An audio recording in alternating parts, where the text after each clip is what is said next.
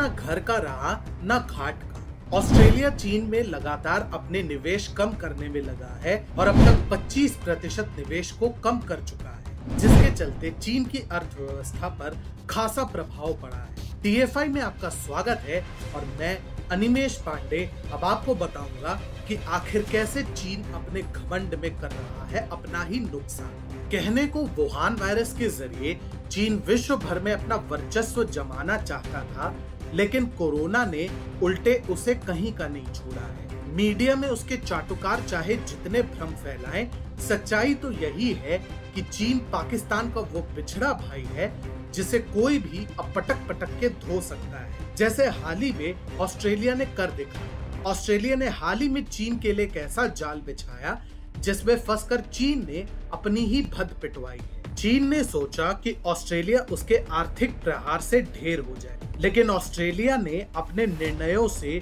चीन को ऐसा फंसाया कि उसने सफलतापूर्वक चीन से अपना निवेश हटाना भी शुरू कर दिया और चीन बस देखता ही रह गया। जी हाँ, आपने ठीक सुना, ऑस्ट्रेलिया अपने आप को चीन से पूरी तरह अलग थलग कर रहा है। मजे की बात तो यह है कि पिछले एक वर्ष में ऑस्ट्रेलिया ने चीन से अपने निवेश को 25% तक सफलतापूर्वक हटा लिया है और चीन चाहकर भी कुछ नहीं कर पाया।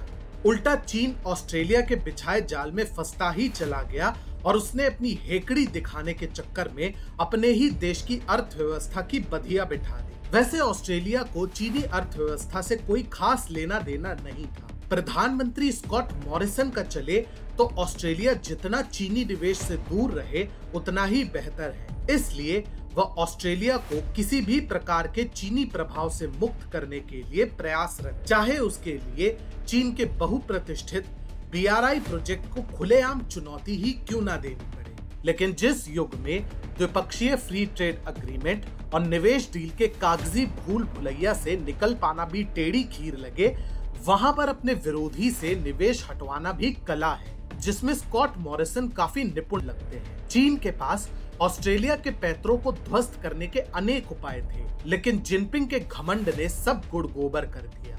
जब ऑस्ट्रेलिया ने चीन की हेकड़ी पर उंगली उठाई और वुहान वायरस को लेकर निष्पक्ष जांच की मांग की, तो चीन ने बिना सोचे समझे ऑस्ट्रेलिया में होने वाले निर्यात जैसे जौ, वाइन, कोयला इत्यादि पर टैरिफ दर को काफी हद तक बढ़ा दिया। ठीक वैसे ही जब ऑस्ट्रेलिया ने हाल ही में विक्टोरिया प्रांत के BRI डील को रद्द करवाया, तो चीन ने स्थिति को संभालने के बजाय उल्टे उसे और भी बिगाड़ दिया। चीन ने चीन ऑस्ट्रेलिया स्ट्रेटेजिक इकोनॉमिक डायलॉग के अंतर्गत होने वाली समस्त बातचीत को ही रद्द करवा दिया था। यदि चीन के पूर्व प्रशासक जिंदा होते तो जिनपिंग की इस हठधर्मिता पर अपना माथा जरूर पीट लेते। यदि चीन चाहता तो अपने कूटनीति के बल पर और अपने लुभावने वादों के बल पर वह ऑस्ट्रेलिया के दांव को सफल होने से पहले ही ध्वस्त कर सकता था। लेकिन सत्ता के नशे में चूर जिनपिंग और उसके चाटुकारों ने वही गलती की जो उन्होंने भारत के परिप्रेक्ष्य में पूर्वी लद्दाख में घुसपैठ करके की थी, और परिणाम अब सबके सामने है।